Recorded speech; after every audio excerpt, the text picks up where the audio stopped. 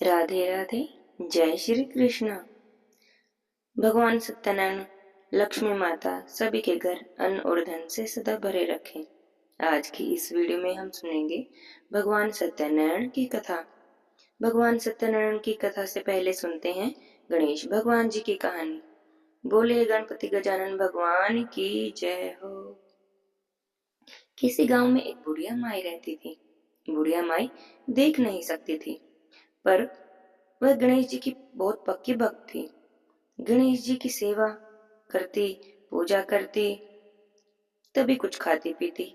यह करते करते बुढ़िया माई ने अपना सारा जीवन बिता दिया था। एक दिन गणेश जी भगवान ने सोचा कि बुढ़िया माई ने सारा जीवन मेरी पूजा और सेवा की है, अब मुझे बुढ़िया माई को कुछ तो देना चाहिए। बस यही सोचकर गणेश जी भगवान बुढ़िया माई के पास आए और बोले, बुढ़िया माई, मैं तो तेरी पूजा और सेवा से बहुत प्रसन्न हूँ। अब तुझे जो चाहे वो वरदान मांग ले। लेकिन बुढ़िया माई कहने लगी, ना ना भगवान, आपने मुझे दर्शन दे दिए, मेरे लिए तो यही बहुत बड़ी बात है, मुझे कुछ नहीं चाहिए।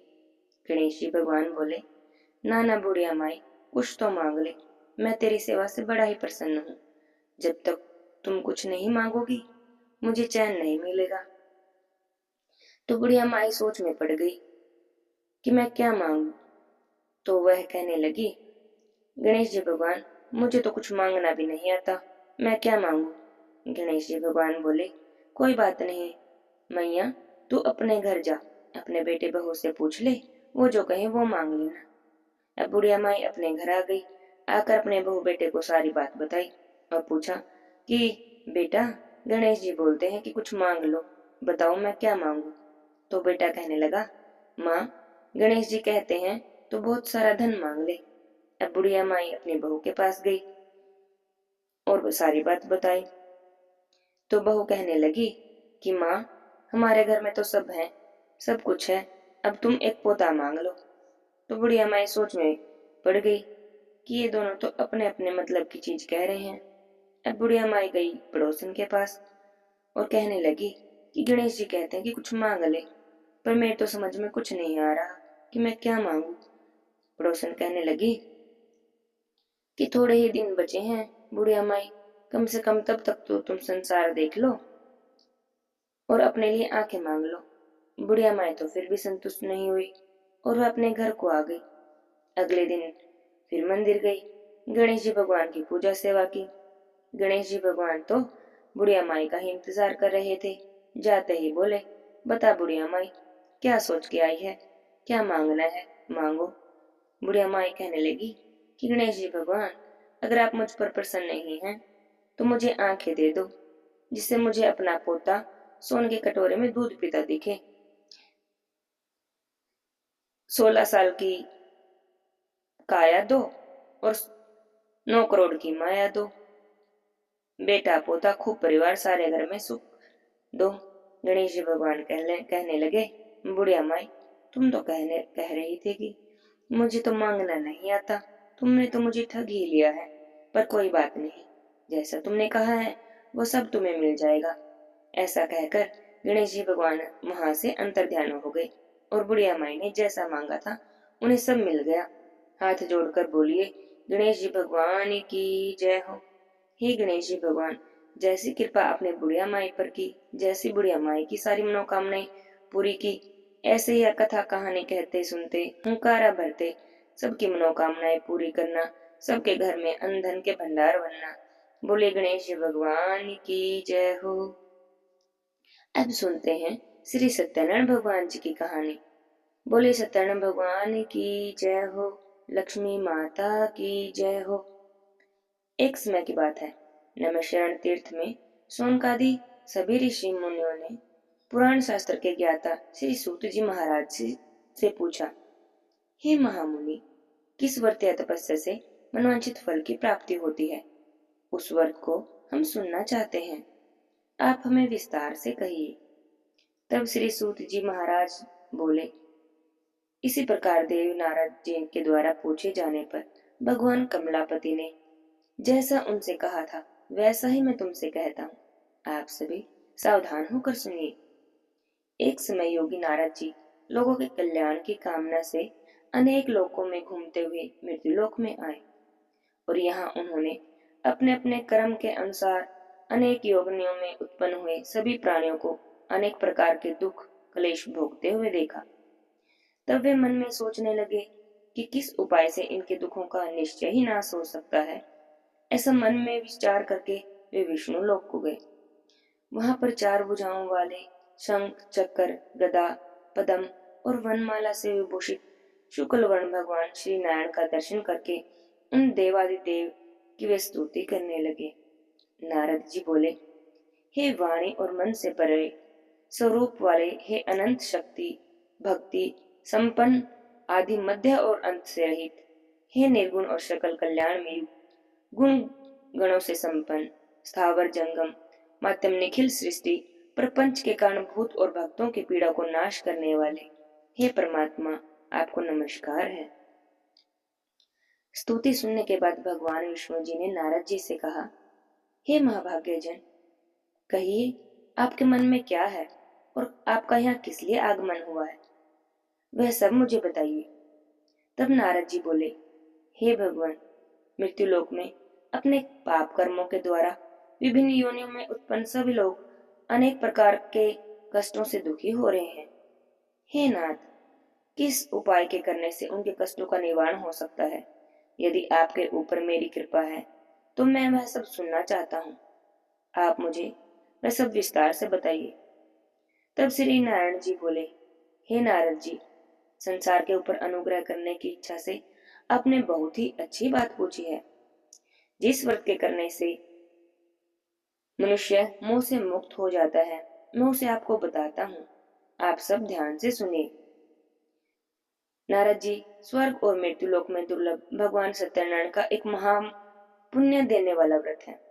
आपके स्नेह के कारण ही मैं यह सब आपसे कह रहा हूँ। पूरे विधि विधान से भगवान सत्यनारायण भगवान का व्रत करके मनुष्य शीघ्र ही सभी दुख सुखों को प्राप्त कर लेता है और उसके सभी दुख नष्ट हो जाते हैं और परलोक में भी मोक्ष को प्राप्त करता है। भगवान की ऐसी वाणी सुनकर नारद मुनि बोले, हे प्रभु, इस व्रत को करने का क्या फल है, इसको करने की क्या विधि है? इस व्रत को सबसे पहले किसने किया और यह व्रत कब करना चाहिए? ये सब बातें आप मुझे विस्तार से बताइए। श्री नारायण जी बोले, सत्यनारायण भगवान का व्रत दुख और शोक का नाश करने वाला है, धन धान्य की वृद्धि करने वाला है, सौभाग्य और संतान को देने वाला है और सब जगह विजय प्रदान करने वाला है। जिस किसी भी दिन भक्ति और श्रद्धा से समन्वित होकर मनुष्य अपने बंधु बांधवों और ब्राह्मणों के साथ धर्म प्रायण होकर शाम के समय भगवान सत्यनारायण की पूजा करे, नैवेद्य के फलस्वरूप उत्तम कोटि के भोजनीय पदार्थ को सवाया मात्रा में भक्ति पूर्वक अर्पित करे, श्रद्धा अनुसार फल घी दूध गेहूं का चूर्ण अथवा गेहूं के चूर्ण के अभाव में साठी या चावल का चूर्ण शक्कर या गुड़ या सभी भक्षण योग्य सामग्री एकत्रित करके निवेदन करना चाहिए।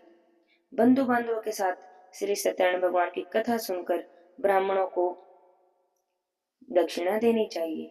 इसके बाद बंधु बांधवों के साथ ब्राह्मणों को भोजन करवाएं, भक्ति पूर्वक प्रसाद ग्रहण करके नृत्य गीत आदि का आयोजन करें।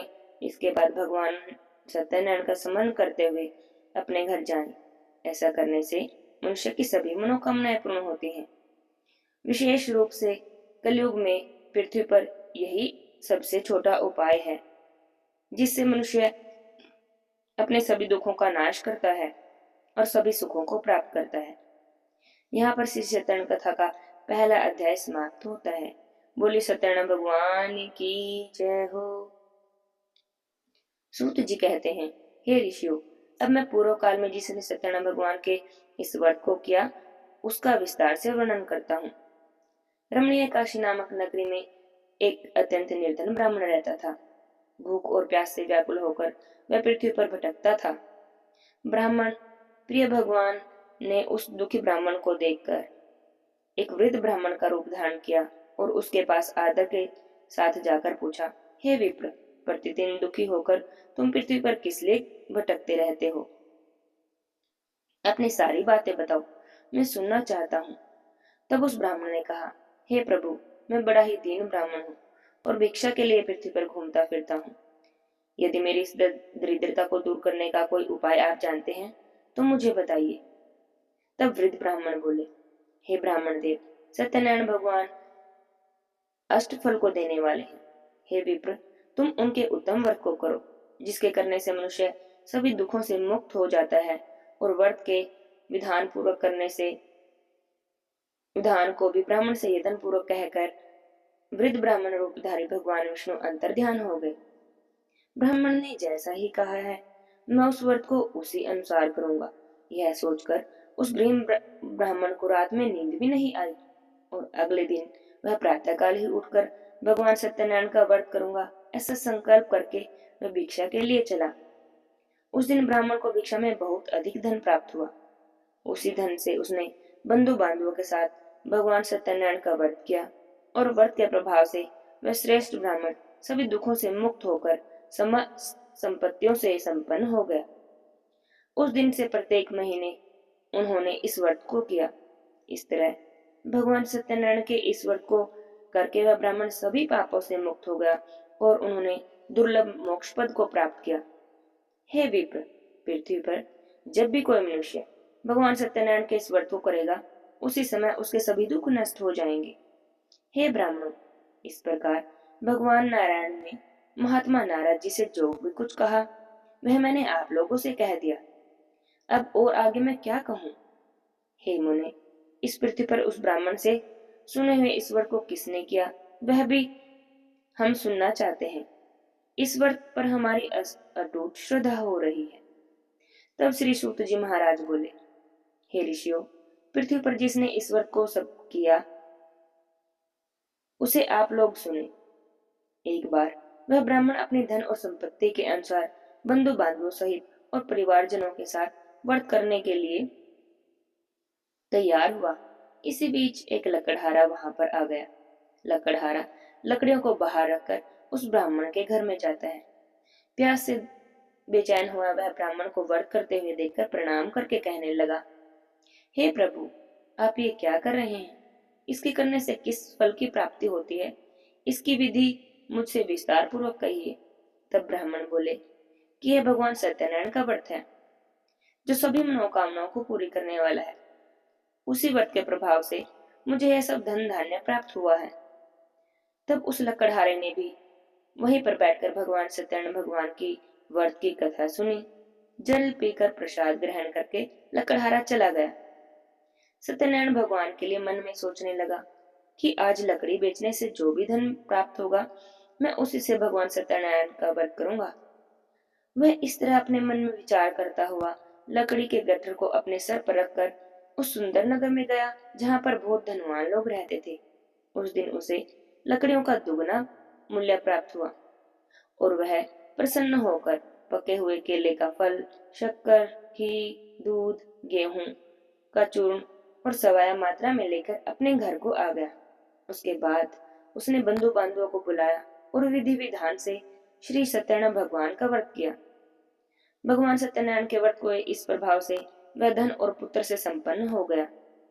इस लोक में अनेक सुखों को भोगकर भगवान श्री सत्यनारायण के व्रत के प्रभाव से अंत समय में उसे वैकुंठ की प्राप्ति हुई। यहाँ पर श्री सत्यनारायण भगवान की कथा के दूसरे अध्याय की समाप्ति होती है। बोले श्री सत्यनारायण भगवान की जय हो। श्री सूत जी महाराज बोले, हे ऋषियों, अब मैं आपसे आगे की कथा कहता हूँ, आप ध्यान से सुनो। प्राचीन काल में उल्कामुख नाम का एक राजा था। वह जितेंद्रिय, सत्यवादी और बुद्धिमान था। वह राजा प्रतिदिन देवस्थानों में जाता, ब्राह्मणों को धन देकर संतुष्ट करता। कमल के समान मुख वाली उसकी धर्मपत्नी थी, जो शील, विनय, सौंदर्य आदि गुणों से संपन्न थी। पति पारायण थी। एक दिन राजा अपनी धर्मपत्नी के साथ पंचलाला नदी के तट पर श्री सत्यनारायण भगवान का व्रत कर रहे थे। उसी समय व्यापार के लिए अनेक प्रकार की पुष्पल धनराशि से संपन्न एक साधु नाम का बनिया वहां पर आ गया। भद्रशिला नदी के तट पर नाव को स्थापित करके वह राजा के पास गया और कहा, हे राजन, आप भक्ति युक्त चित्त से ये क्या कर रहे हैं? आप किस भगवान की पूजा कर रहे हैं और इस पूजा को करने से किस फल की प्राप्ति होती है? कृपया करके यह सब मुझे बताइए, मैं भी इसे सुनना चाहता हूँ। तब राजा ने कहा, हे साधु, पुत्र आदि की प्राप्ति की कामना से बंधु बांधवों के साथ मैं अतुल तेज संपन्न भगवान विष्णु का व्रत और पूजन कर रहा हूँ। राजा की बातें सुनकर साधु ने आदर से कहा, हे राजन, इस विषय में आप मुझे विस्तार से बताइए। आपके कहे अनुसार मैं भी व्रत और पूजन करूंगा। मुझे भी संतान नहीं है। इस व्रत को करने से मुझे भी अवश्य ही संतान की प्राप्ति होगी। ऐसे विचार करके वह व्यापार से निवृत्त होकर आनंद से अपने घर गया और उसने अपनी पत्नी से संतान प्राप्ति करने वाले इस व्रत को सारी बातें विस्तार से कह सुनाई और कहा कि जब भी मुझे संतान की प्राप्ति होगी तब मैं भी इस व्रत को करूंगा। इस प्रकार का वचन उस साधु ने अपनी पत्नी लीलावती से कहा। एक दिन उसकी पत्नी लीलावती पति के साथ आनंदित हो धर्मपरायण ऋतुकालीन धर्म चक्कर से हुई और भगवान श्री नारायण भगवान की कृपा से वह गर्भवती हो गई और 10वें महीने में उनके घर एक सुंदर कन्या का जन्म हुआ। वह कन्या शुक्ल पक्ष के चंद्रमा की भांति दिन प्रतिदिन बढ़ने लगी। उस कन्या का नाम कलावती रखा गया। इसके बाद एक दिन लीलावती ने अपने पति से मीठे वचनों में कहा, हे स्वामी, आपने पूर्व में श्री सत्यनारायण भगवान के व्रत को करने का संकल्प किया था। अब आप अपने इस व्रत को कीजिए। तब साधु बोला, हे प्रिय, इस कन्या के विवाह के समय इस व्रत को करूंगा। इस तरह अपनी पत्नी को आश्वस्त करके वह व्यापार के लिए नगर की ओर चला। इधर कन्या कलावती पिता के घर में बड़ी होने लगी। एक दिन उस वैश्य ने सखियों के साथ अपनी कन्या को खेलते हुए देखा तो सोचा कि मेरी कन्या अब विवाह के योग्य हो गई है, इसलिए श्रेष्ठ वर्ण की तलाश करनी चाहिए। ऐसा सोचकर उसने दूतों को भेजा। आज्ञा पाकर दूत कंचन नगर में गए और वहां से एक वणिक पुत्र को ले आए। उस साधु ने उस वणिक पुत्र से अपने सुंदर और गुणों से संपन्न देखकर अपनी जाति और बंधु बांधवों के साथ विचार विमर्श करके उस वणिक पुत्र के साथ अपनी कन्या का विवाह कर दिया। उसमें भी वह साधु बनिया दुर्भाग्य से भगवान का व्रत करना भूल गया। पहले में किए गए संकल्प के अनुसार विवाह के समय व्रत न करने से भगवान उससे रुष्ट हो गए और कन्या के विवाह के कुछ समय बाद ही व्यापार के कर्म में कुशल वह साधु बनिया काल की प्रेरणा से अपने दामाद के साथ व्यापार करने के लिए समुद्र के समीप रतनपुर नगर में गया। उसके बाद जहां पर वे दोनों राजा चंद्रकेतु के रमणी उस नगर में गए, उसी समय सत्यनारायण भगवान ने उसे भ्रष्ट प्रतिज्ञा जानकर उसे दारुण दुख और कठिन महान दुख प्राप्त होगा यह श्राप दे दिया। एक दिन एक चोर राजा चंद्रकेतु के धन को चुराकर गया, उस धन को वहीं छुपा दिया जहां वे दोनों साधु बनिया और उसका दामाद ठहरे हुए थे।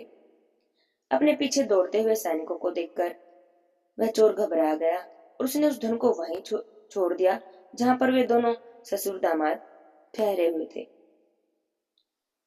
जब राजा के सैनिक वहां पर आए जहां पर वह साधु वेश्या था, राजा के धन को वहां देखकर उन दोनों ने उन सैनिकों को पकड़ लिया और हर्षपूर्वक दौड़ते हुए राजा के पास गए और बोले कि हम 2 चोरों को पकड़ कर लेके आए हैं, इन्हें देखकर आप आज्ञा दें।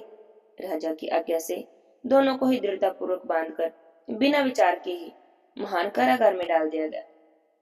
भगवान सत्यनारायण की माया से किसी ने भी उन दोनों की बात नहीं सुनी। राजा चंद्रकेतु ने उन दोनों का धन भी ले लिया। भगवान के श्राप से वणिक के घर में भी उसकी पत्नी बहुत दुख हुई और उनके घर में जो भी धन था वह भी चोर चुरा कर ले गए। लीलावती शारीरिक और मानसिक पीड़ा से युक्त भूख और प्यास से दुखी होकर अन्न की चिंता से दर दर भटकने लगी। एक दिन की बात है, भूख और प्यास से व्याकुल होकर कन्या लीलावती भोजन के लिए इधर उधर घूम रही थी तो एक ब्राह्मण के घर में गई, जहां पर उसने सत्यनारायण भगवान के व्रत और पूजन को होते हुए देखा। वहां पर बैठ के उसने भी भगवान सत्यनारायण की कथा सुनी और प्रसाद ग्रहण किया। और प्रसाद ग्रहण करके वह रात होने पर जब घर आई, तब उसकी माता ने पूछा, हे पुत्री, तुम इतनी देर तक कहाँ रही और तुम्हारे मन में क्या है? ये सब मुझसे कहो। तब कलावती ने अपनी माता से कहा, माँ, मैंने एक ब्राह्मण के घर में मनोरथ प्रदान करने वाले एक व्रत को देखा है। कन्या की उस बातों को सुनकर लीलावती व्रत करने के लिए उदित हुई और प्रसन्न मन से उसने बंधु बांधवों के साथ भगवान श्री सत्यनारायण भगवान का व्रत किया और प्रार्थना की कि हे सत्यनारायण भगवान, आप मेरे पति और दामाद के अपराध को क्षमा कर दीजिए और वे दोनों अपने घर शीघ्र ही आ जाएं।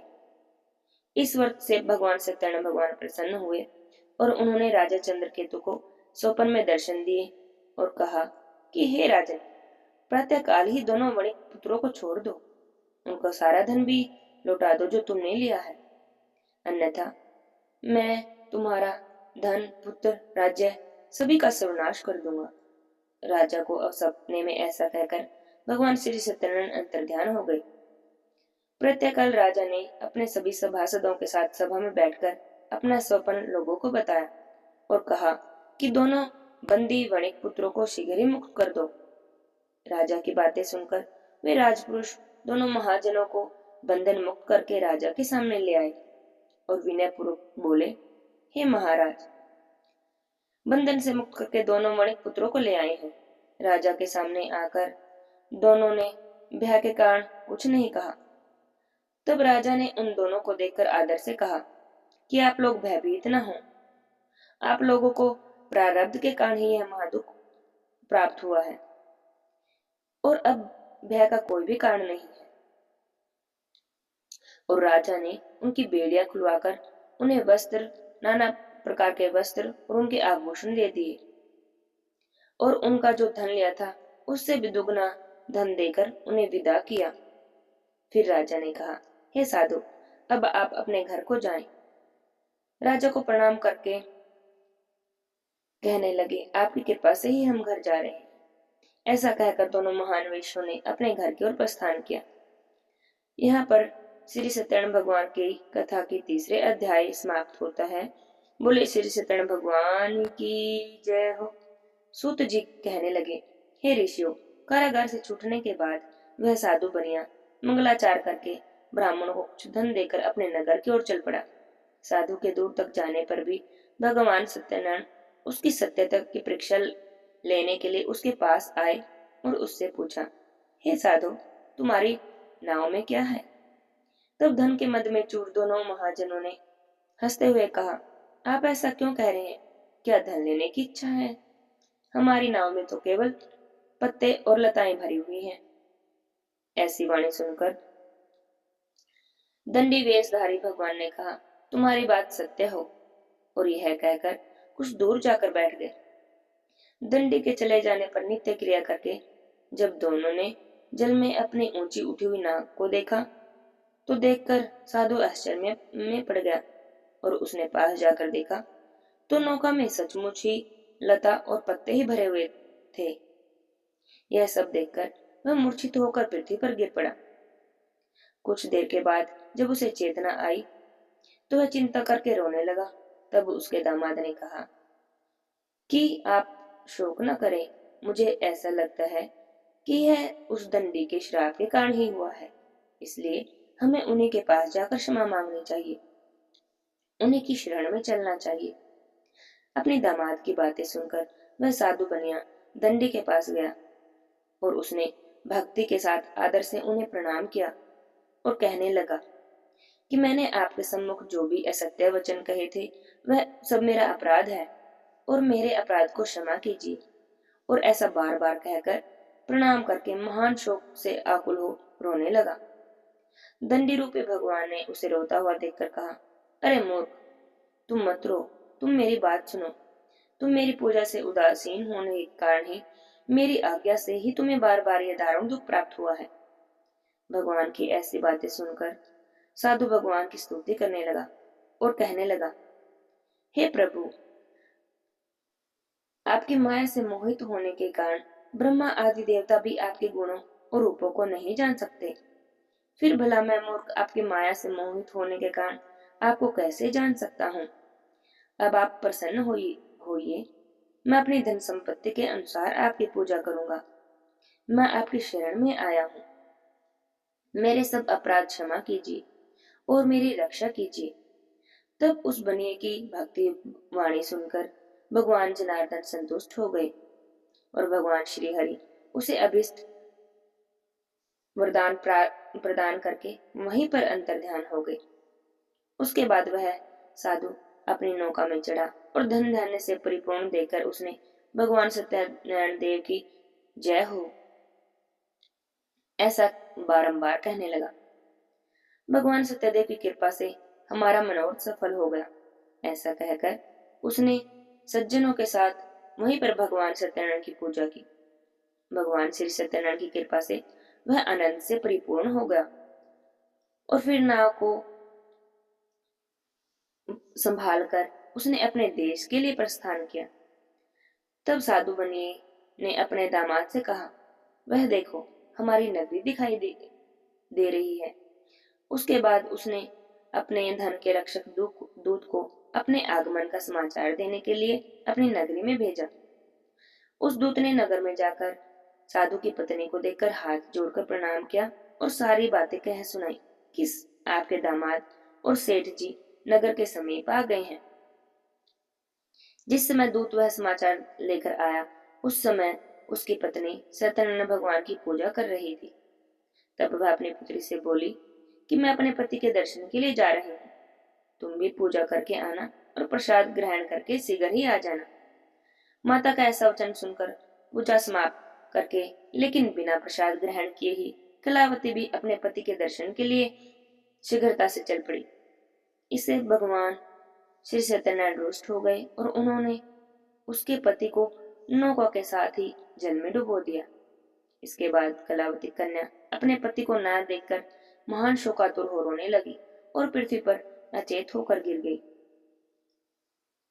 नाव का दर्शन और कन्या को अत्यंत दुखी होकर देखकर भयभीत मन से साधु बनिया बोला, हे प्रभु, ये सब क्या हो रहा है। हमसे जो भी भूल चूक हुई है उसे माफ कीजिए। सभी बड़े चिंतित हो गए। इसके बाद लीलावती अपनी कन्या को देखकर आतुर हो गई और दुख से विलाप करते हुए अपने पति से कहने लगी कि अभी नौका के साथ मेरे दामाद कैसे अदृश्य हो गए हैं। न जाने किस देवता की उपेक्षा से नौका हरण हो गई है, अथवा श्री सत्यनारायण भगवान के महात्म्य को कौन जान सकता है। और ऐसा कहकर मैं जोर जोर से विलाप करने लगी। कलावती कन्या अपने पति के नष्ट हो जाने से दुखी हो गई और पति की पादुका लेकर उनका अनुगमन करने का उसने मन में निश्चय किया। कन्या के इस प्रकार के आचरण को देखकर बनिया वह धर्म जीवन अत्यंत शोक से संतप्त हो गया और सोचने लगा कि या तो भगवान सत्यनारायण ने यह सब किया है अथवा हम सभी भगवान सत्यदेव की माया से मोहित हो गए हैं। अपनी धन और शक्ति के अनुसार मैं भगवान श्री सत्यनारायण की पूजा करूंगा। सभी को बुलाकर उसने इस प्रकार कहकर अपने मन की इच्छा प्रकट की। बार बार भगवान सत्यदेव को प्रणाम करके कहने लगा। इससे दीनों के प्रतिपालक भगवान सत्यदेव प्रसन्न हुए और उन्होंने कहा कि तुम्हारी कन्या मेरे प्रसाद की अवज्ञा करके अपने पति के दर्शन को आई है। इसी कारण उसका पति अदृश्य हुआ है। यदि वह घर जाकर प्रसाद ग्रहण करके आए तो उसे उसके पति के दर्शन हो जाएंगे। साधु बनिया इसमें तुम्हारी साधु बनिया तुम्हारी पुत्री पति को प्राप्त करेगी, इसमें तनिक भी संशय नहीं है। इस प्रकार की आकाशवाणी को सुनकर कलावती शीघ्र ही घर को गई। उसने भगवान का प्रसाद ग्रहण किया, भगवान सत्यनारायण की पूजा की और पुनः आकर स्वजनों और अपने पति को देखा। तब कलावती कन्या ने अपने पिता से कहा कि अब तो हमें घर चलना चाहिए, अब हम विलंब क्यों कर रहे हैं। कन्या की बातें सुनकर वह वणिक संतुष्ट हो गया और उसने वहीं पर विधि विधान से भगवान सत्यनारायण का पूजन किया और फिर वह धन और बंधु बांधवों के साथ अपने घर को गया। उसके बाद उसने पूर्णिमा और संक्रांति पर्वों पर भगवान सत्यनारायण का पूजन किया और इस लोक में अनेक सुखों को भोगकर वह अंत में सत्यपुर के बैकुंठ लोक में चला गया। यहाँ पर सत्यनारायण भगवान की कथा के चौथे अध्याय की कथा समाप्त होती है। बोले भगवान सत्यनारायण भगवान की जय हो। श्री सूत जी बोले, हे महाराज, हे ऋषियों, अब मैं आपसे आगे की कथा कहता हूँ, आप ध्यान से सुनो। एक समय प्रजा पालन में तत्पर तुंगध्वज नाम का एक राजा था। उसने सत्यदेव के प्रसाद का परित्याग करके महान दुख को प्राप्त किया। एक बार वह वन में जाकर वहां से बहुत से पशुओं को मारकर वट वृक्ष के नीचे आया। वहां पर उसने देखा कि गोपगण बंधु बांधवों के साथ संतुष्ट होकर भक्ति पूर्वक भगवान सत्यदेव की पूजा कर रहे हैं। अहंकार के कारण ना ही तो राजा पूजा में सम्मिलित हुआ, ना ही उसने भगवान सत्यनारायण को प्रणाम किया। पूजन के बाद जब सभी लोग भगवान का प्रसाद लेकर राजा के समीप आए, तब उसने भगवान का प्रसाद भी नहीं लिया और बिना प्रसाद ग्रहण किए ही अपने राज्य में लौटने लगा। इधर राजा को प्रसाद का परित्याग करने से महान दुख प्राप्त हुआ। उसका संपूर्ण धन धान्य, सभी पुत्र आदि सभी नष्ट हो गए। तब राजा ने मन में निश्चय किया कि अवश्य ही भगवान श्री सत्यनारायण की अवहेलना के कारण ही मुझे यह महान दुख प्राप्त हुआ है।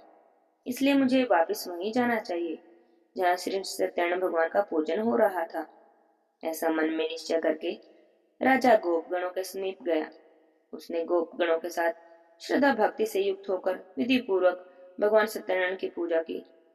भगवान सत्यनारायण की कृपा से वह पुनः धन और पुत्रों से संपन्न हो गया और इस लोक में सभी सुखों को भोगकर अंत में वैकुंठ लोक को प्राप्त हुआ। सूत जी कहते हैं कि जो भी व्यक्ति इस परम दुर्लभ श्री सत्यनारायण के व्रत को करता है और पुण्य फल प्रदायिनी भगवान की कथा को भक्ति युक्त होकर सुनता है, उसे भगवान श्री सत्यनारायण की कृपा से धन धान्य की प्राप्ति होती है। दरिद्र धनवान हो जाते हैं। बंधन में पड़ा हुआ मनुष्य बंधन से मुक्त हो जाता है।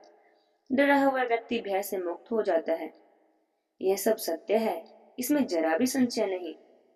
वह इस लोक में सभी इच्छित फलों को प्राप्त करता है और अंत में वैकुंठ लोक को जाता है। हे ब्राह्मणों, इस प्रकार मैंने आपसे भगवान सत्यनारायण के व्रत को कहा, जिसे करने से मनुष्य सभी दुखों से मुक्त हो जाता है।